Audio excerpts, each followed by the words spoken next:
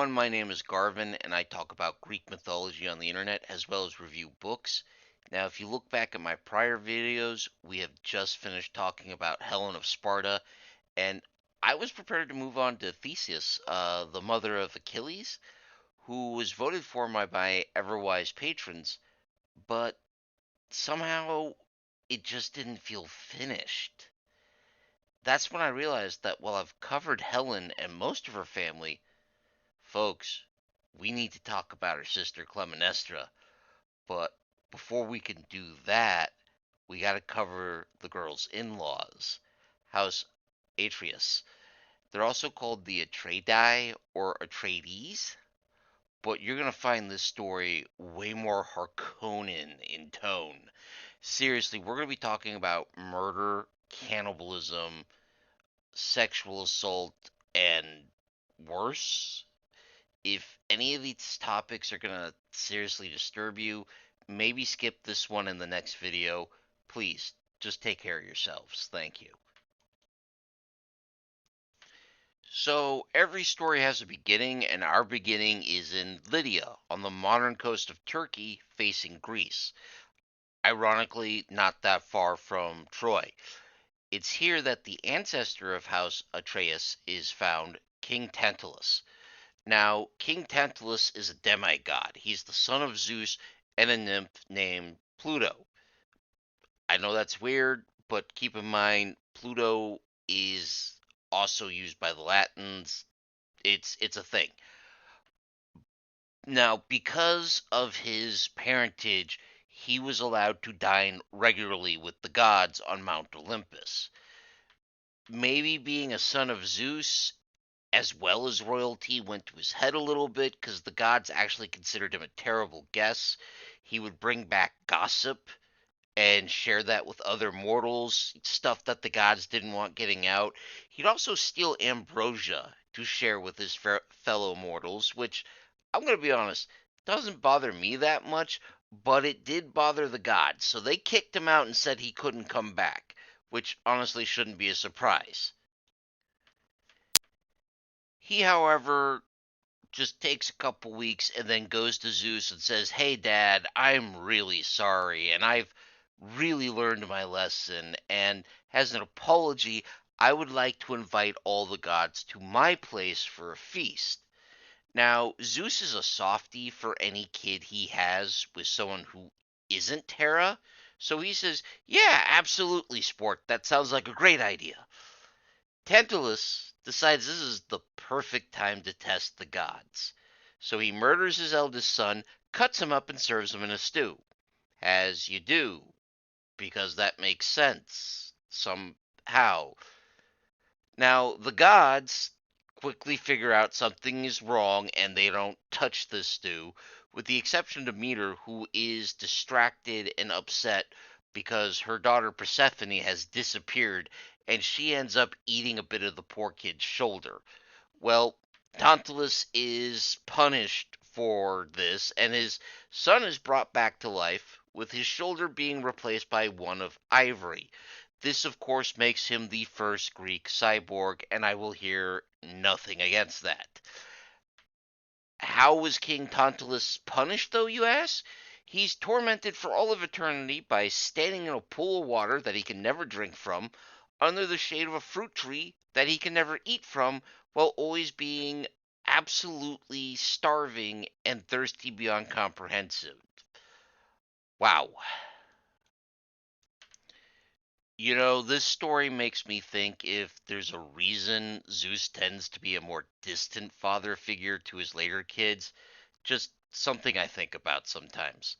Pelops, the boy who was murdered in the first place, actually makes out pretty well despite being a near victim of cannibalism. Not only is he resurrected, the gods bring him to Olympus, and Poseidon takes an interest in his growth and education, teaching him how to drive the divine chariots, which basically gives the kid a career for life. Now, I should note, according to Pindar, you might remember him from the Helen videos, the whole cannibalism thing was a story invented to cover for the fact that Poseidon was hot for the boy and wanted an excuse to bring him to Olympus, but that wasn't even widely believed at the time, which I'm thankful for because that's a little gross. I should also note that Pelops has a brother named Brotes and a sister named Niobe, but we're going to stick to the direct line for reasons of time. If you want to hear more about them, just leave a comment and a like if you'd like me to make a video covering them or anything along that lines. When he leaves Olympus, Pelops first courts a nymph named Axothi. I'm not sure on that pronunciation. And together they have a son named Chrysippus. Remember this kid, he's going to come up again. That said, Pelops decides he can't marry the mother of his son and just takes off looking for a wife. And I'm starting to wonder what is going on with guys starting families with nymphs and just leaving. I mean, there's Paris and now this dude. One more, we're going to have a trend. But moving on. Pelops sets his sight on Princess Hippodamia, the daughter of King Onomas, who has been told that his death would come from Hippodamia's husband. So anytime someone showed up to marry his daughter, he challenged them to a chariot race, and if they lost, he killed them. Because that's a better reaction than just, I don't know, sending her off to be a virgin priestess or convincing her to take up with Artemis or anything that doesn't involve a lot of murder.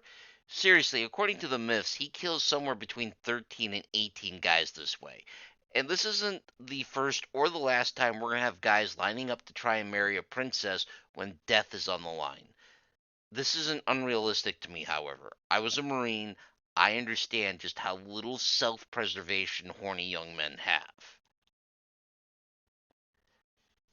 Pelops does what any young man in this situation would do. He calls home for help.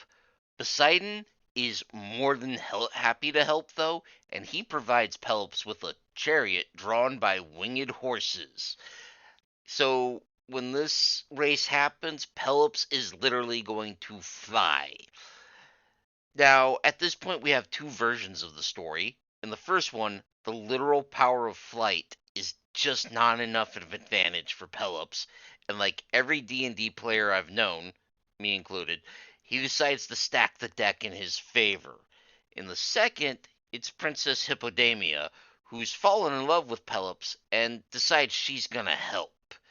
Both the stories have one of them approaching King Onomus's chariot driver, a son of Hermes named Murderous, which is a heck of a name, and bribing him into sabotaging the chariot so the wheels would fly off, wrecking it.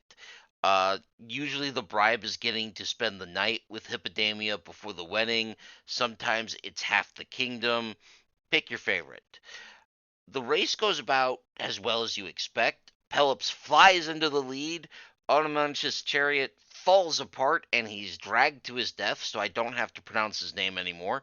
And when Myrtilus goes to Hippodamia for his reward, she screams, Pelops comes running and punts him off the cliffs of the kingdom into the sea where he drowns. Before he drowns, however, our horny son of Hermes curses Pelops and all of his children.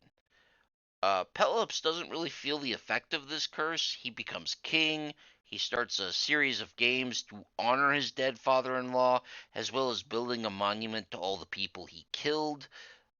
He also goes forth to have an entire soccer team's worth of kids with Hippodamia. They have 5 daughters and 9 sons. How do you even keep track of everyone's names when you're having this many kids? That said, I am going to go over a couple of them before we get to the main event. First is Pythias, who's the grandfather of Theseus. Another is Allocathus, who has some fame for killing the Cithedrian lion. Coperius, who would become the herald of another king, and he would be the guy who actually told Heracles what each one of his 12 labors would be. Uh, our two most famous ones are going to be the subject of the next video, however, and, well, those two really deserve their own videos, so I'm going to stop right here. So, this video has a semi-happy ending. Yes! Join me next week when we have a brotherly feud escalate beyond all reason and even the sun gets dragged into it. Uh, until then, I hope y'all are enjoying these videos. If you are, why not join the Patreon for as little as $1 a month so you can vote on upcoming content and get access to the Google documents behind them and more. I'm also leaving a link to my written reviews where you can read about 7 years worth of content, and we should be adding more in upcoming months. Until next week, let me just say I hope everyone stays safe and keep reading.